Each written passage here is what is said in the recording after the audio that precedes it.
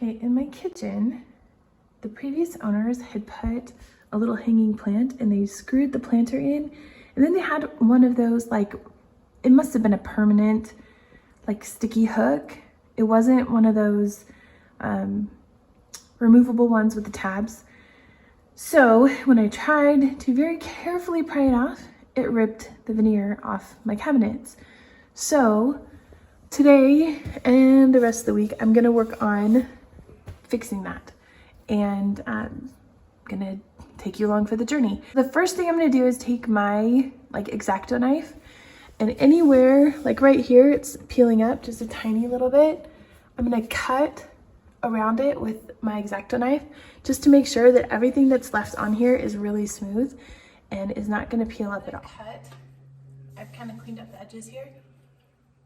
I have my spackle. This is the one that's pink when it's wet and then dries white, so you know when it's done.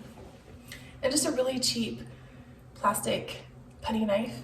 And what I'm gonna do is put the spackle here on my cabinet, but go past the edge of the veneer and kind of mound it up in the middle so that I will be able to sand it smooth.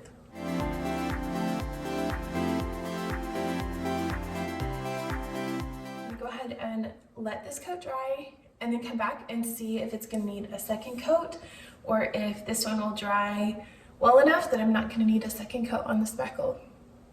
My spackle has dried for almost 24 hours, totally dry, nice and hard. So I'm going to take a 220 grit sandpaper, something really soft and really fine, and I'm going to gently sand the spackle, but be very careful not to hit the veneer.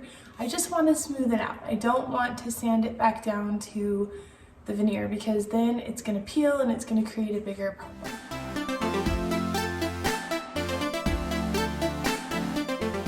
Sanded, I wiped the drywall dust off of it, and I'm going to come in with my Zinsser 123 primer. This is a great primer because it sticks to anything. You could also use the bin primer that's a shellac based primer. I have that one, but I have a giant can of it. This one is little, and so I'm going to be using this one today. And I'm just going to very carefully prime where I have speckled, and it dries really quick. So within about an hour, I'll be able to come in with my first coat of paint. I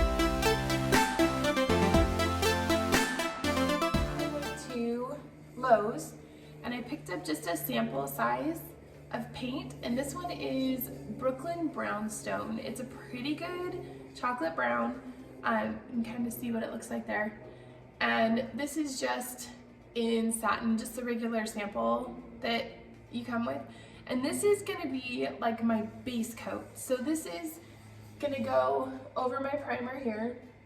I'm gonna do one coat and we'll see how it looks to see if I need a second coat to cover that white primer.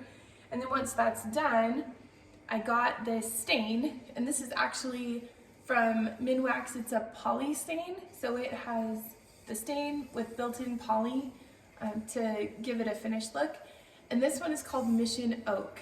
It is a glossy paint because my cabinets are pretty shiny, or stain, sorry, because my cabinets are pretty shiny.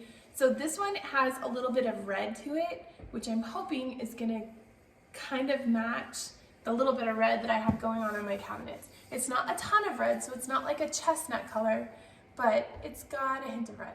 So we're gonna try this, we're gonna see how it looks. So I'm going to get started with my paint sample.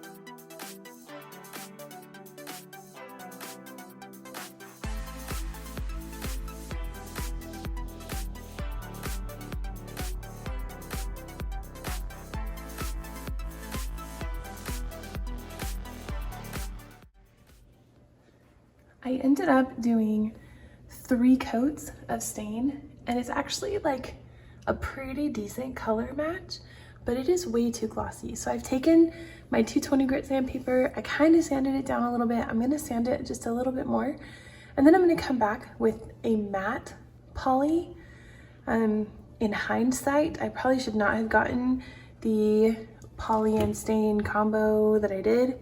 But this color, they didn't have it without the poly, and that's the color I needed. So I'm kind of stuck. So I'm going to sand it down just a little bit more, like I said, and then hit it with a little bit of a matte poly and see if that will help to reduce some of the shine.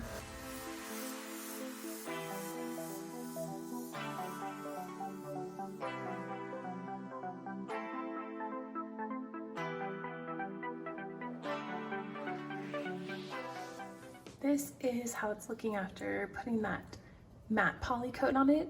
It is so much better. I don't know if you can really see, but this shine or the sheen of it actually kind of matches the cabinet itself. So that was a good choice. This one worked pretty well for me. So it is not perfect. I couldn't go for perfection because there is no way to match veneer on cabinets unless you peel off the entire thing and just redo it, and that's just not an option. Luckily, this is over here by my sink. It's on the side of the cabinet. It's not as noticeable as if it were on the front of the cabinet, so I can get away with doing it like this. I may come in and just do a little touch up with stain right here on that screw hole. Because it was raised out on my cabinet, when I sanded it, it just didn't really hold that stain very well. So I may come back and do that. But I do have a project that I'm working on for this cabinet and excuse the tripod, but this cabinet over here as well on both sides of my sink.